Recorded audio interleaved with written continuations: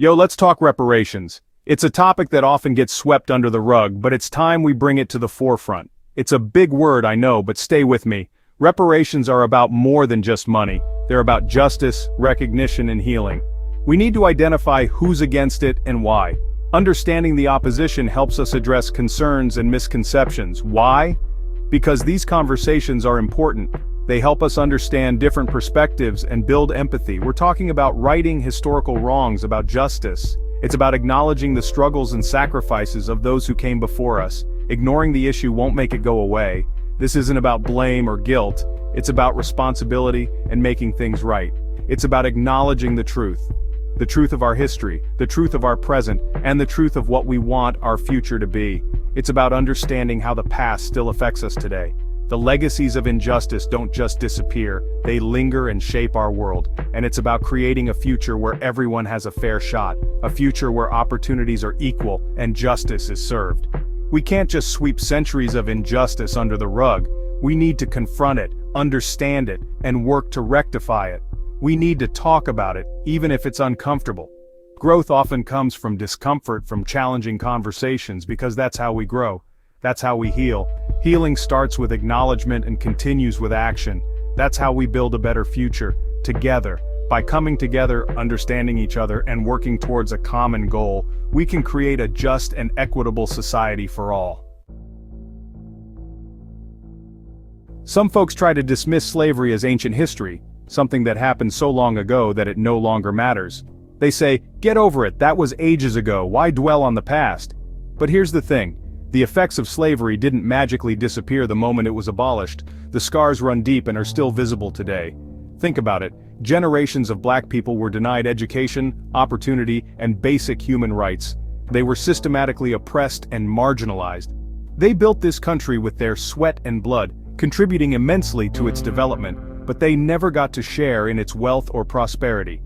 And when slavery finally ended, did things get better? Not really. The end of slavery was just the beginning of another struggle. Jim Crow laws, segregation, discrimination, it was just a different kind of oppression, a new set of chains. So when someone brushes off slavery, be wary. They're not just dismissing the past, they're ignoring the ongoing impact. They're ignoring a huge part of our history, a part that still affects us today in countless ways. And they're probably not too keen on reparations either, because acknowledging the past means recognizing the need for justice and equity in the present. Let's talk about the wealth gap. It's a topic that's often discussed, but rarely understood in its full context. You know, the huge difference in wealth between black and white Americans. This isn't just a minor discrepancy, it's a chasm that affects every aspect of life.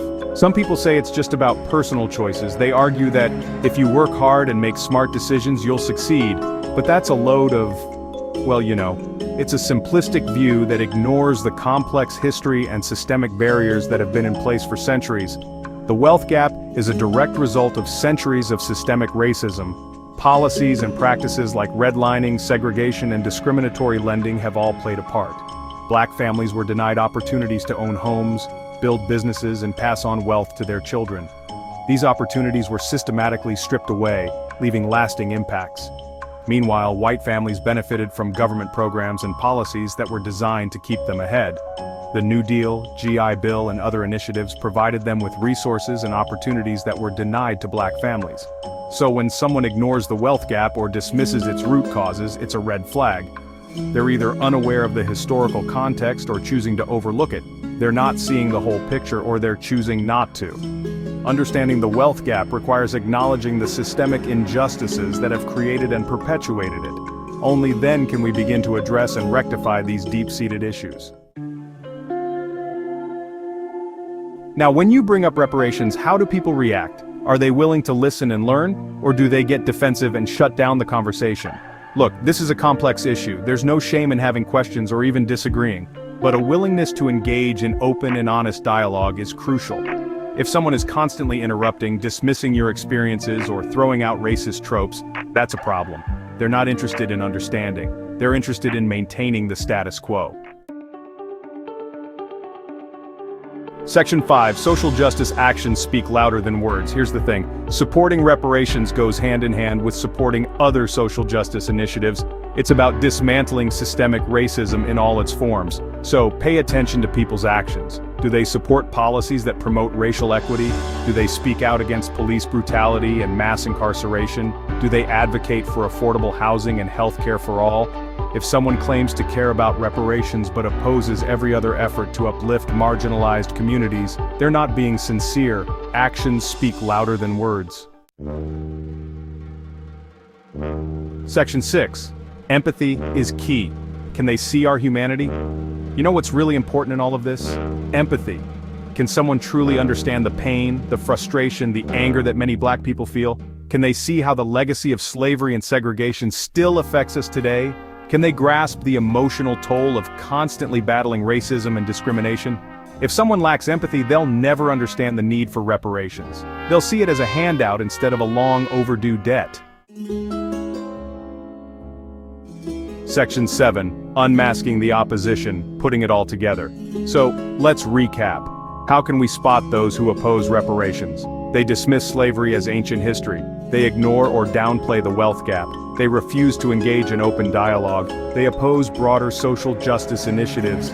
They lack empathy for the struggles of Black people.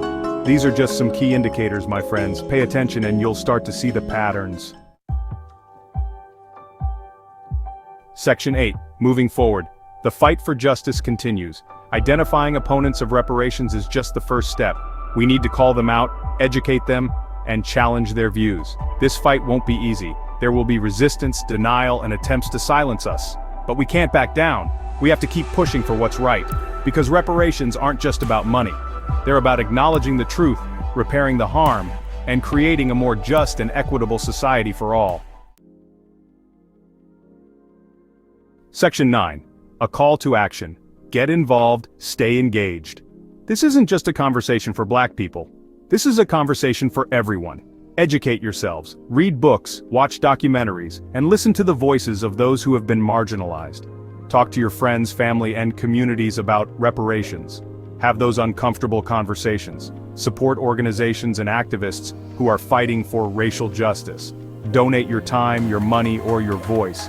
We can't afford to be silent. The time for action is now.